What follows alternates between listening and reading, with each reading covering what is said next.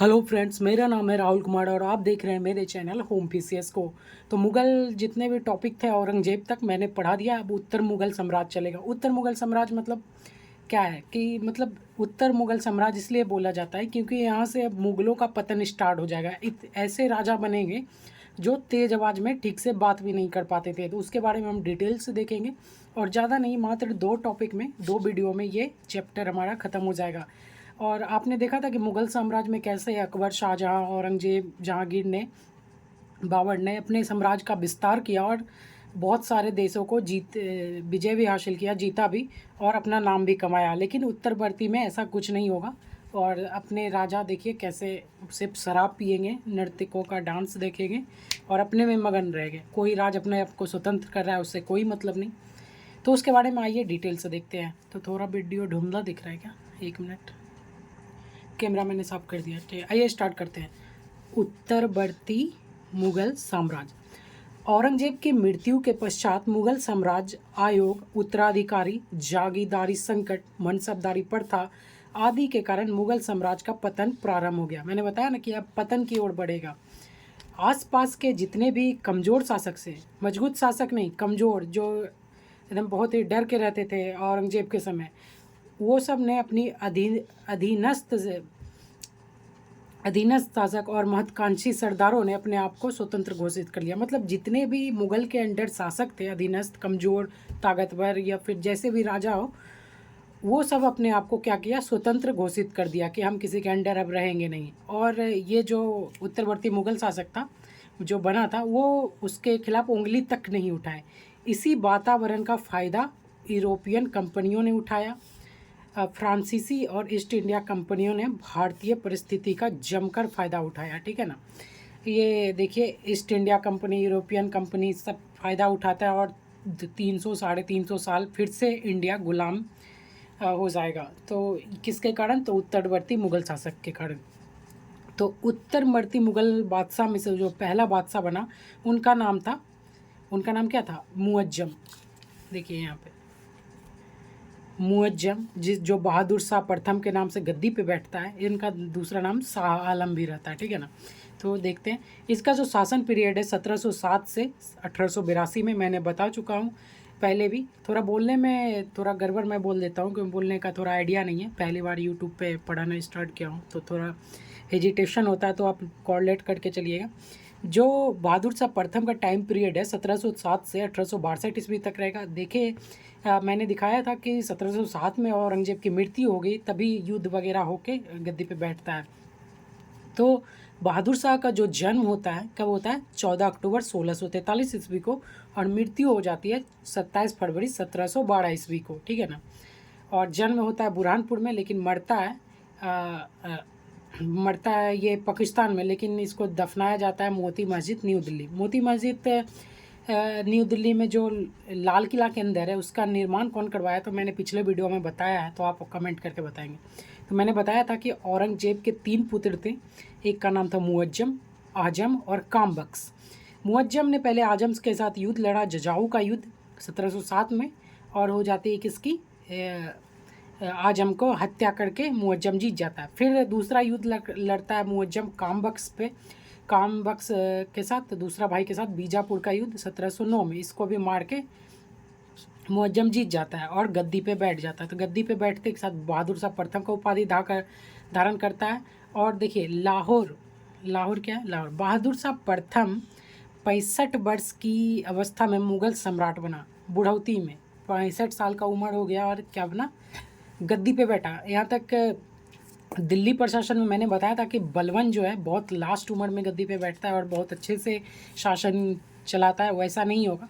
जब 65 साल की उम्र में गद्दी पे बैठेगा तो क्या करेगा? देखिए, जैसे गद्दी पे बैठा, मराठों और राजपूतों के प्रति मैत्रीपूर्ण नीति अपनाया कि हम इनसे लड़ेंगे नहीं, एकदम अच्छे से रहना है, लड़ना झगड़ना है।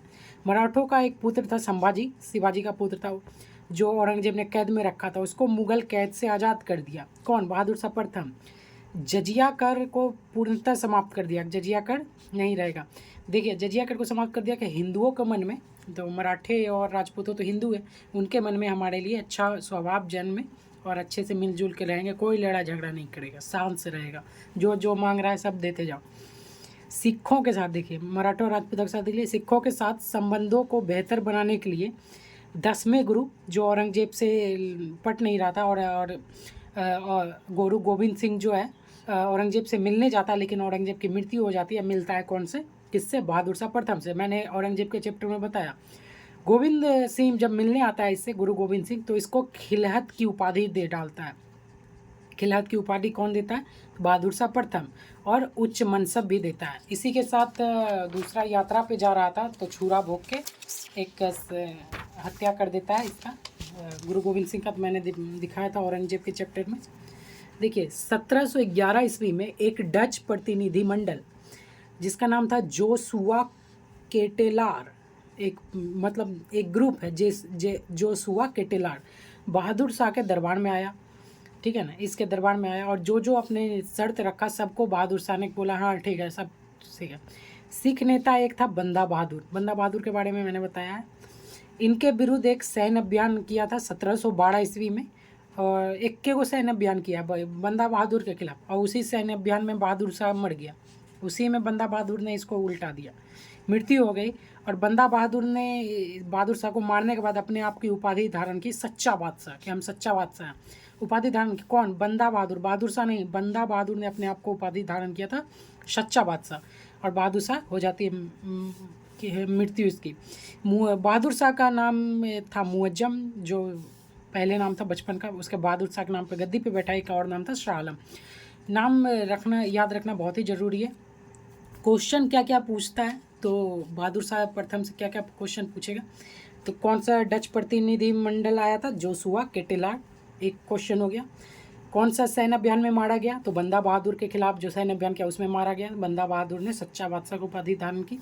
इतिहासकार खफी खां, इतिहासकार कौन है? खफी खां ने बादशाह राजकीय कार्यों में इतना अधिक लापरवाह था कि वो लोग उसे साहे बेखबर कहते थे। तो एक उपाधि है साहे बेखबर। साहे बेखबर की उपाधि कौन दिया था? तो खफी खां ने दिया था। किसको? बहादुर शाह को। क्योंकि इसलिए दिया था कि इतना अपना जो राजा अपने काम में लापरवाह था कि उसको साहे बेखबर, मतलब कोई खबर ही नहीं है, सोया है।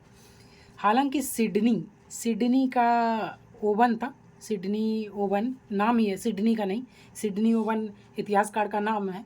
इसने कहा कि यह अंतिम मुगल बादशाह था जिसके बारे में कुछ अच्छा कहा जा सकता था। तो आप देख रहे हैं कि ये 7वां मुगल बादशाह बना था। 6ठा नंबर का कौन था? तो औरंगजेब था। और 7वां कौन था? तो ये बहादुर शाह प्रथम। तो एक और क्वेश्चन देखिए, 10वें गुरु को खिलहत की उपाधि दिया था। ठीक है ना, और ज़्यादा इससे क्वेश्चन है नहीं, तो इतना मेन क्वेश्चन तो मैंने बता दिया क्या क्या था। अब देखिए बहादुर शाह का पुत्र है जहाँ शाह, बुलंद अख्तर, अजीम उस शान, रफ़ी उस शान। ये कितने पुत्र थे? 1 2 3 4 5 पुत्र थे। तो 4 पुत्र का हत्या कर देता है कौन? जहांदर शाह, और गद्दी पे बैठ जाता है, गद्दी का दावेदार। इसको जनता लंपट मूर्ख कहा करता था। लंपट मूर्ख, मूर्ख नहीं, लंपट मूर्ख क्यों कहा करता था? तो आइए देखते हैं। इसका जो टाइम पीरियड है 1712 से 1713, 1 साल का टाइम पीरियड रहेगा। उत्तराधिकारी युद्ध में बहादुर शाह के एक योग्य बेटे जहांदर शाह ने अपने भाई अजीम उस शान, रफ़ी उस शान तथा जहान शाह,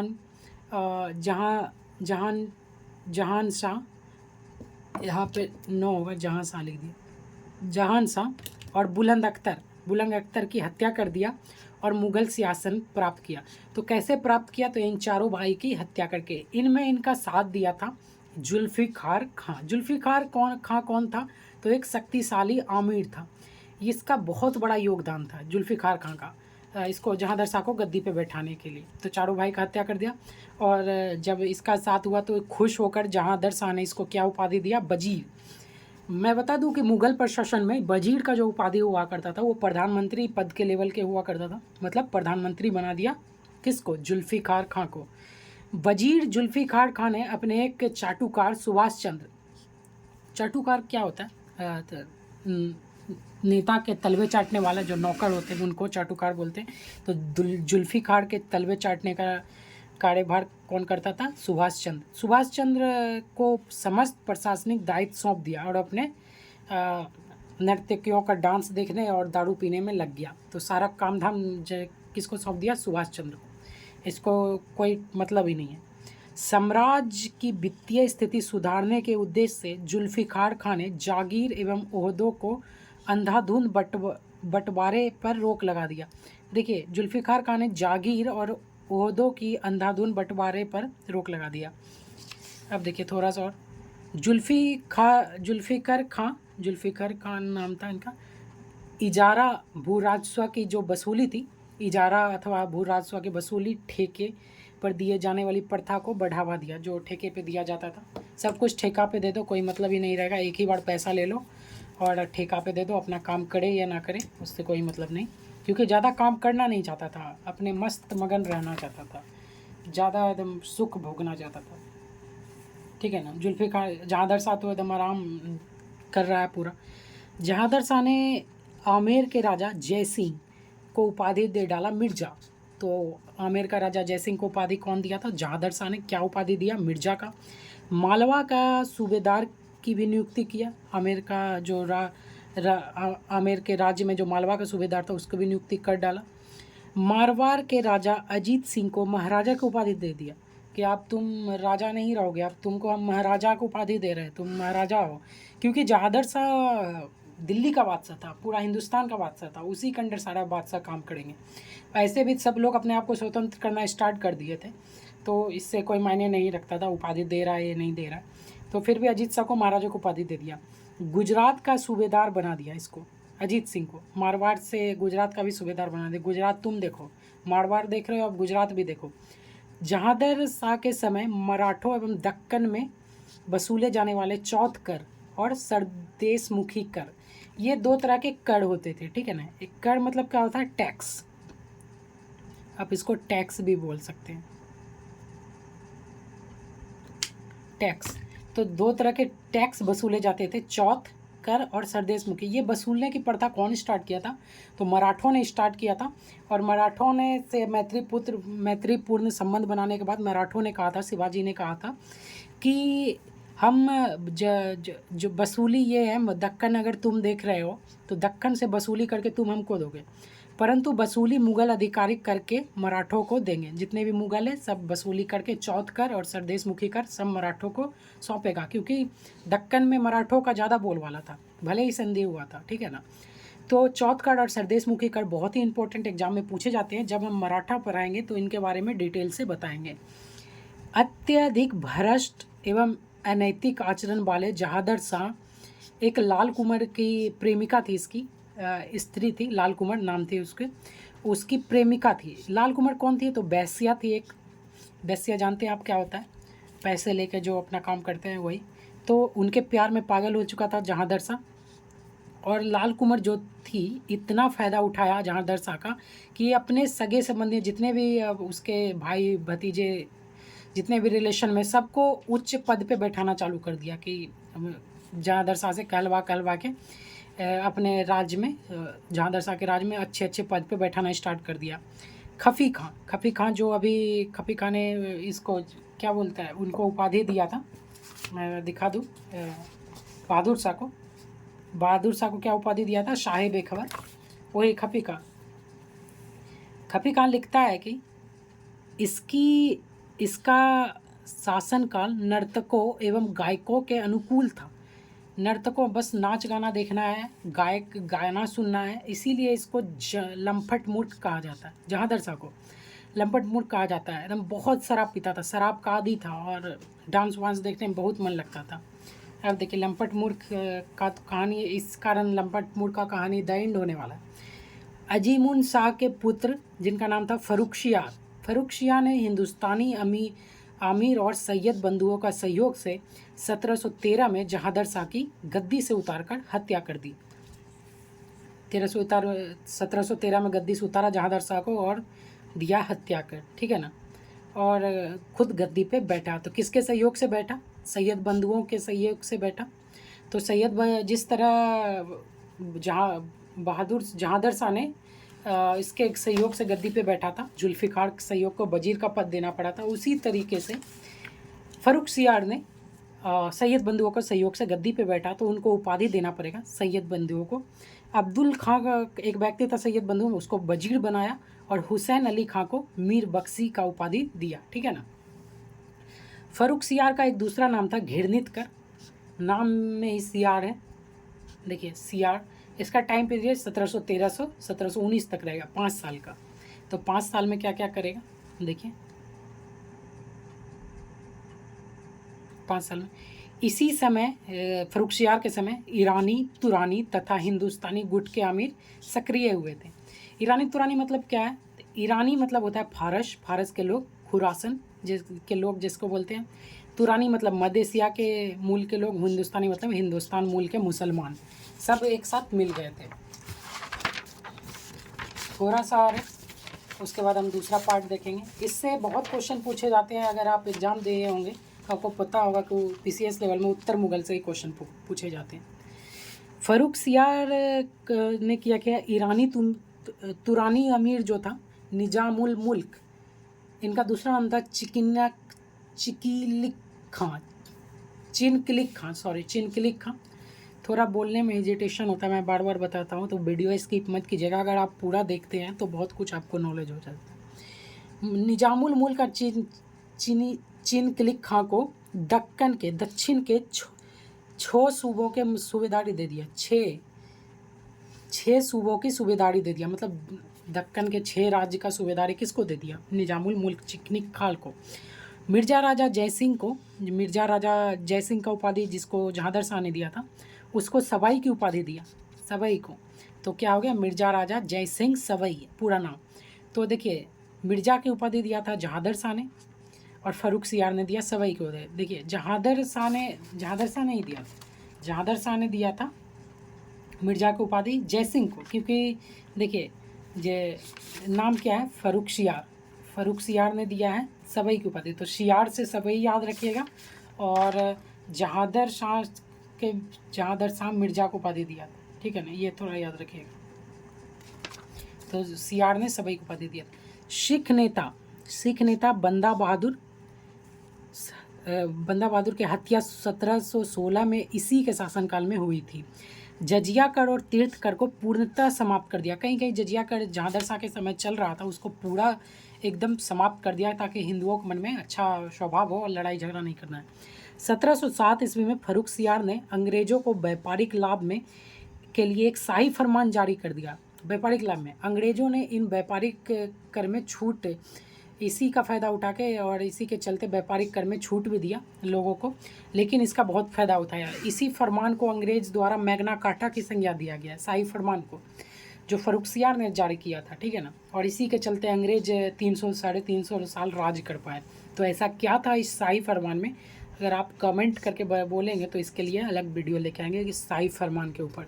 तो 1717 में फ़र्रुखसियार ने जारी किया था। 1719 ईस्वी में हुसैन अली खां, जिसको सैयद बंधु को जिसको कौन सा पद पे बैठाया था, तो कौन सा उपाधि दिया था, मीर बख्शी की उपाधि दिया था, ठीक है ना, वही व्यक्ति है सैयद बंधु। तत्कालीन मराठा पेशवा बालाजी विश्वनाथ से जाके एक संधि कर बैठा, जिसको दिल्ली की संधि के नाम से जानते हैं। और इस संधि में कहा मराठे हर युद्ध में मुगलों का साथ देंगे। बहुत ही बेहतरीन संधि किया, कोई भी मुगल के ऊपर विपत्ति आती है तो मराठा उनका साथ देना पड़ेगा, और ऐसा संधि कर लिया। कौन? अली खां, सैयद बंधु था।